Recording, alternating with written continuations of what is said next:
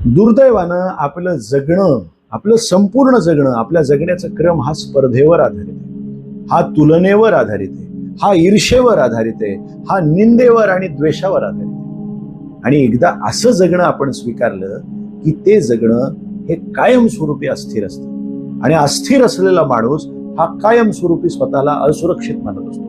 मी जगवील का, मी उद्या मरणार तर नाही, मला मूलबाळ होईल का, माझं लग्न जमेल का, लग्न जमलं तर ते टिकेल का, मला अपयश तर येणार नाही, मला परीक्षेत चांगले मार्क मिळतील का, माझं उद्या कसं होईल, मी उद्या हे सगळं पेलू शकेल का, मला हे झेपेल का, अशा प्रकारच्या प्रश्नांनी आपण प्रचंड विवंचनाग्रस्त असतो आणि सतत स्वतःला कुरतडत असतो.